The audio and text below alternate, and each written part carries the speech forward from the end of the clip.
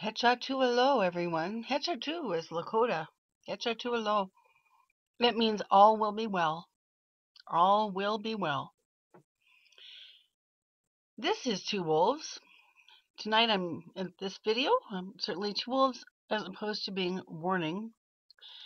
And I want to show you a couple of very important things. And thank you. Thanks go to Mama JL, friend Mama JL from our family. Today I was on Tiny Chat. Let me say that I have no problem with Tiny Chat. I just never have time to go there. That is not a secret group. That's a wonderful thing and beautifully moderated, might I add. When I talked about avoiding secret groups, I was talking about private chat rooms that draw Gamily away from one another. So anyway, yay for Tiny Chat, Dutch Sense Tiny Chat. We were there today, and Mama mentioned this symposium and a whole slew of new PBS documentaries in honor of First Peoples, my people. In this case, my coastal cousins, being that I have some Salish ancestry as well as Métis, as you know, and I've talked about. That's why I'm Leah Clearwater. That is my Abby. Okay, so Two Wolves. This is just tremendous. And I hope that all of you will go to two places beyond this. I hope you will all read the book, Black Elk Speaks. Black Elk Speaks. On the spiritual side, on the native side of my spirituality, is my native Bible and prophecy source. The great and profound and actually Christian spiritual leader, well, Black Elk. He was actually a Christian as well as a powerful shaman and visionary. From the 1800s, everything he has said about these times has come to pass, and I always look to him. The other place that I hope that you will go is my old good friend Nick Begich, not Mark Begich, but Nick Begich, who has native blood himself, and he, of course, is the author of Angels Don't Play This Harp, and Nick was really at the center of worldwide gatherings of indigenous peoples in the late 1980s in Alaska, and you can verify this, please look it up. Nick was in writing Angels Don't Play This Harp, Nick and his partners coalesced a gathering of indigenous world leaders in the late about 1888, 1988 through 1989, about the time just before HARP went live. And this gathering went round the world to world leaders and begged them not to start HARP because of the effects it would have on our earth and climate. Well, of course, as we know, I'm not going to talk about HARP per se tonight, but please go to look up Nick Begich. He's got a couple of awesome websites, and there's a lot of information about what Indigenous leaders were saying long ago on this topic. Now things have come full circle. Black Elk said, at the crux of all time, and I've got some other videos on my channel and lots of favorites about this. I've been on and on about this. I hope that many are hearing it. A lot of you are First Nations and are hearing it too. That this is the hour for our people. We are the seventh generation. It's our hour to stand up and speak and be heard in the hopes that non-natives will indeed hear and begin to honor and respect the earth. So this is enough about that, but that's sort of the background. This is even more happening, even beyond the first wave of Canadian First Nations winning many victories against Enbridge. Okay, now American First Nations peoples, American Indians, quote unquote, are having a chance to speak. Ooh, just gives me chills. Woo, just got chills. Coastal peoples address climate change. This is the website First Stewards, not my story. Many other people have presaged me with these stories. I'm just reporting on their stories. http://firststewards.org. Look at this. And this is just concluded. And again, thanks to Mama JL for telling me about it. This last week in, of all places, Washington, D.C. Mind you, some of the dark cabal may be laughing about this here in the 13th hour, but never mind. Not to worry, our people are speaking. And we know that the elders know what's really behind climate change, of course, but they're using this opportunity to speak, be heard, and do, I'm sure, a lot of spiritual work. A first-of-its-kind national event examines the impact of climate change, well, we know what that's all about, on coastal peoples. Hundreds of tribal leaders, witnesses, and scientists joined climate experts and policymakers for a groundbreaking dialogue. This may be colonialist, it may be condescending, it may be placation on the part of the government, and it probably is all three of those things. However, as I say, we know that shamanic leaders, healers, elders are going to use this opportunity to bring things to light. So please look at this website and follow this story and look at what has gone on. There's videos, press, blogs, sponsors, partners. Amazing. Matter of cultural survival. The cultural connection and treaty rights to harvest these things forever are tied to geographical location.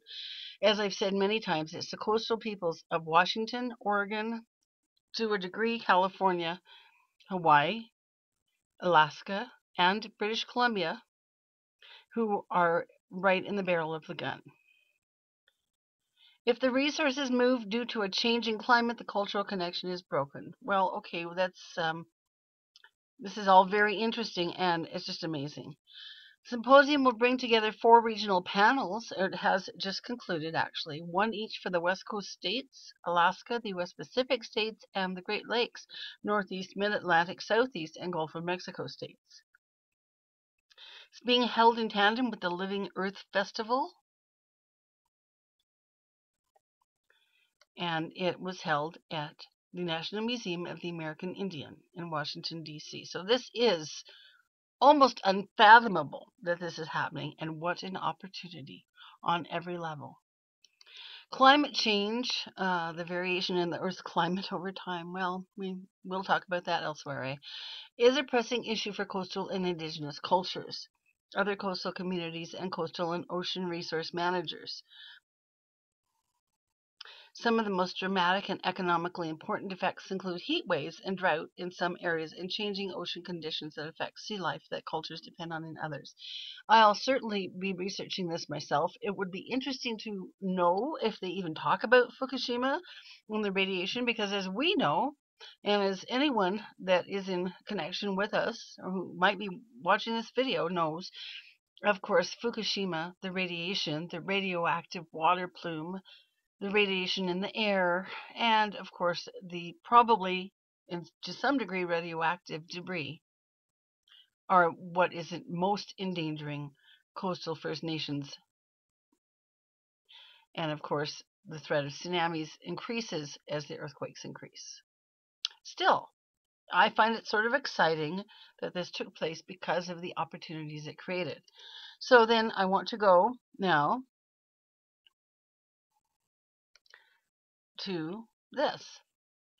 PBS, http www.pbs.org. Now, this is not the only story and video that PBS has done in the recent week, no doubt in conjunction with the conference about coastal peoples, and most specifically Washington coastal peoples, my coastal cousins. This is a really interesting story, and it's the one that Mama mentioned first. So please go to pbs.org, newshour, /updates, /science. This particular story is about none other than Jacob Black's people, the Quileute, people from Forks, and I have a lot about them, as I said, on my website. This is an interesting story, updated July 16th, 2012, and the attribution should go not only to PBS, but, very important, not my story, Katie Campbell and Saskia D. Milker. Katie and Saskia. So I'm not going to read the whole thing. For one thing, I don't want to be charged with any copyright infringement. I don't want to step on Katie or Saskia's toes, but I just want you to please go and look at this and, save it, download it to your computer, read it, share it. This particular story, climate change threatens the tribe from twilight. And it's not really accidental, is it, that Stephanie Meyer, a very spiritual being, was led to feature the Quileute and Forks in her novels. There was a purpose in that, because now they are, along with the macaw, coming forth to speak a great deal about all this.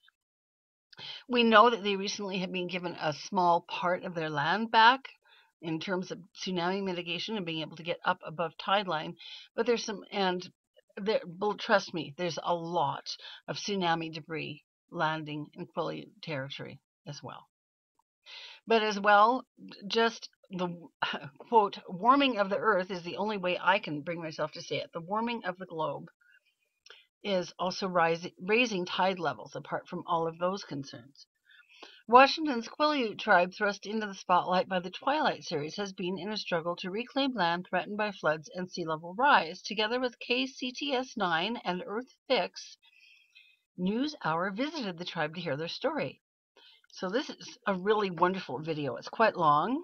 And as I say, this is one of several, I believe, probably hour-long videos. I haven't watched all of them yet, about various Northwest coastal tribes.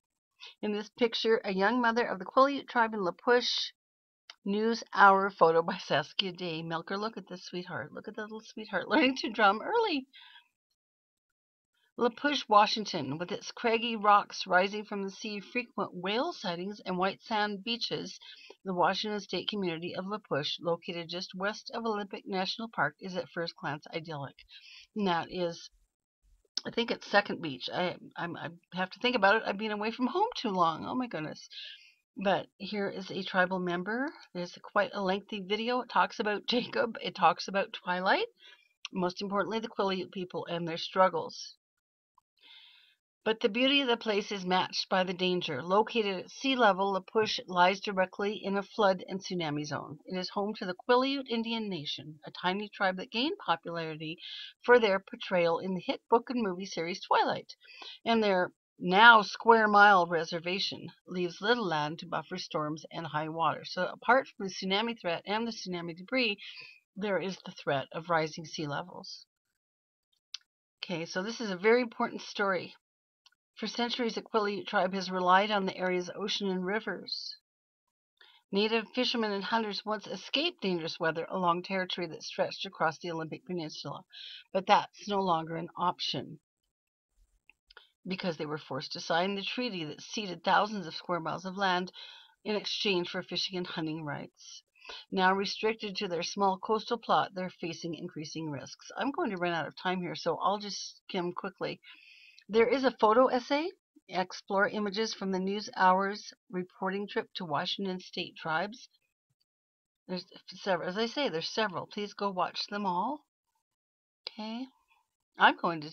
Here's a video featuring another tribal member.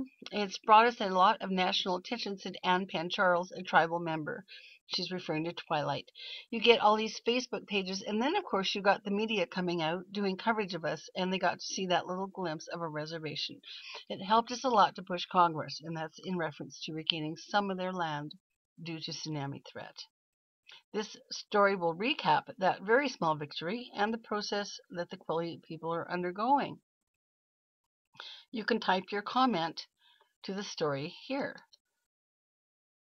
Please type your comments here. Okay, so again, these are some amazing things. PBS featuring coastal peoples in conjunction with the symposium that's just concluded in Washington, D.C.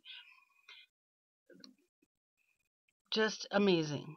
I really am somewhat breathless because I know what the prophecies are, and this gives me hope in this 13th hour that, in fact, First Nations peoples all over the world, Indigenous people from all over the world, will be the ones to begin, we hope, to open the door to probable change and a new earth. It doesn't have to end. It's always a matter of choice. So please go to this website, view the PBS stories, watch the many videos, take a look at the slideshows, play all the videos, listen to what the people have to say, and exult in this opportunity that they have. This is Two Wolves. Calling myself Leah Clearwater, that's my Abby, but of course I'm not Leah Clearwater. She's a wolf from the Twilight series. I just happen to identify strongly with her.